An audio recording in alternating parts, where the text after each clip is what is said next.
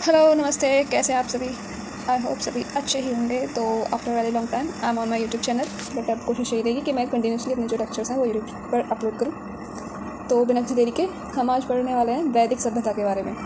तो वैदिक सभ्यता जो है हमारी सबसे पुरानी सभ्यता है और उसका जो टाइम पीरियड है वो 1500 से 1600 ईसा पूर्व है। जैसा कि आप सभी इस पिक्चर में देख रहे हैं कि वैदिक सभ्यता जो हमारी मानी जाती है वो गुरु शिष्य परंपरा के तौर पर जानी जाती है। कि जो पहले जो पढ़ाई भी होती थी ना, जैसे अब होती है, हम लोग लेक्चर्स लेते हैं और अपना टीचर जो है होमवर्क्स देते हैं और बेसिकली जो हमारे जो एग्ज़ाम्स होते हैं वो रिटन होते हैं और उसी के बेस पे हमारा रिज़ल्ट बताया जाता है कि हम रिटन एग्ज़ाम्स में क्या लिख के आ रहे हैं। लेकिन पहले ऐसा कुछ नहीं था। पहले क्या था, जो हमारा अब लेक्चर है ना, कि टीचर ने एक्सप्लेन कर दिया, हमने वो सुन लिया, लेकिन अब हम उस लेक्चर में नोट्स बनाते हैं। पहले ऐसा नहीं था। सिर्फ जो हमारे गुरु थे वो हमें, जैसे इस पिक्चर में देखा, हमें ऐसे चारों तरफ में बैठा करके अपनी जो बातें थे वो बताते थे, उनकी व्याख्या करते थे और उनको शिष्य सुनता था और अपना मनन करता था उस व्याख्या का, जो भी शिक्षा दी जाती थी उसका। और उसके बाद जो इनका जो एक तरीके से रिजल्ट होता था ना, एग्ज़ाम्स होते थे, वो ओरल होते थे। सारे जितने भी एग्ज़ाम होते थे उसी के बेस पे बताया जाता है कि मेरे शिष्य को क्या आता है क्या नहीं आता है। ओके, तो नेक्स्ट बढ़ते हैं। जो हमारा वैदिक सभ्यता है वो 2 भागों में बटा हुआ है। पहला ऋग्वैदिक काल है, दूसरा उत्तर वैदिक काल है। जो पूरा टाइम पीरियड है वो भी 2 भागों में डिवाइडेड है। फर्स्ट है 1500 से 1000 ईसा पूर्व, सेकंड है 1000 ईसा पूर्व से 1600 ईसा पूर्व। अब कुछ इंपॉर्टेंट फैक्ट्स उसके बारे में जान लेते हैं। क्या है जो हमारा वेद है, वेद शब्द, उसका अर्थ क्या है। क्वेश्चन पूछा जाता है कि वेद शब्द का बेसिकली अर्थ क्या है। वेद शब्द का अर्थ है ज्ञान। भारतीय परंपरा में वेदों को अपौरुषेय कहा गया है। ब्रह्मा ने कुछ ऋषियों को मंत्रों का प्रकाश दिया। अब ये बताया जाता है कि कैसे वेदों की रचना हुई। कैसे जो हमारे 4 वेद हैं, ऋग्वेद, सामवेद, यजुर्वेद और अथर्ववेद, इनकी रचना कैसे कैसे हुई। ब्रह्मा ने क्या किया था कि कुछ ऋषियों को मंत्रों का प्रकाश दिया। ये प्रकाश है। ऋषियों ने अपने शिष्य को बताया, जो मैंने अभी आप लोगों को बताया था ना कि शिक्षा कैसे दी जाती थी, व्याख्या करके। ठीक है, भाषणिक तरीके से जो स्पीच दी जाती है उसके तौर पर। और ऋषियों ने क्या किया, कालांतर में जो वेद व्यास हैं, जिनको वेदों का रचिता माना जाता है, ऋग्वेद का रचिता माना जाता है, उन्होंने इस ज्ञान को संकलित किया।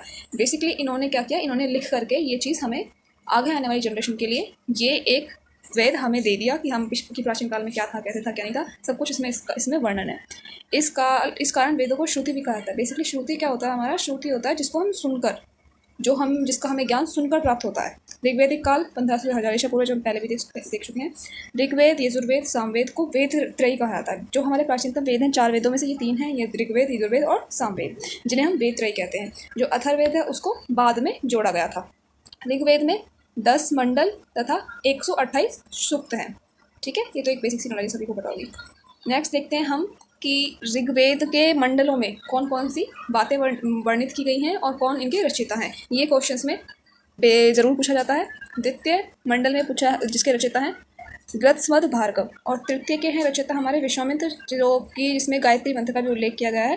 गायत्री मंत्र तो आप सभी जानते होंगे, ओम भूर्भुवस्सुः तत्सवितुर्वरेण्यं भर्गो देवस्य धीमहि धियो यो न प्रचोदयात्। हमारे शास्त्रों में सबसे ज़्यादा पढ़ा जाने वाला मंत्र है और हमारी पूजा पाठ में भी जो सबसे ज़्यादा पढ़ा जाता है वो हमारा गायत्री मंत्र है। तो चौथे मंडल में क्या है, वाम वेद ने इसकी रचना की है और कृषि संबंधी प्रक्रिया है।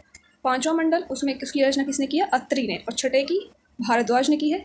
7वें मंडल की वशिष्ठ ने की है। 8वें की कर्ण ऋषि एवं अंगिरस ने की है। 9वें की है पवमान और अंगिरा ने। इसमें सोम का वर्णन किया गया है। और जो हमारा 10वां है उसकी रचना किसने की है, शूद्र, शुक्तीय और महाशुक्तीय विद्वानों ने इनकी रचना की है। तो क्वेश्चन किस टाइप से पूछे जाते हैं कि गायत्री मंत्र का ऋग्वेद के कौन से मंडल में वर्णन किया गया और किसने इसकी रचना की है। ठीक है, या फिर कृषि संबंधी ऋग्वेद में कौन से मंडल में है और किसने रचना की है, या छठे मंडल के रचयिता कौन है। इस तरीके से क्वेश्चन पूछे जाते हैं। तो आज के लिए बस इतना ही है और आगे हम नेक्स्ट अपना लेक्चर अपलोड करेंगे। अगर किसी को इससे रिलेटेड कोई भी कुछ भी पूछना हो, कोई क्वेश्चन हो या फिर कोई भी क्वेरी हो, उससे कमेंट बॉक्स में पूछ सकता है। और अगर आप सभी को पसंद आया तो लाइक करो, सब्सक्राइब करो।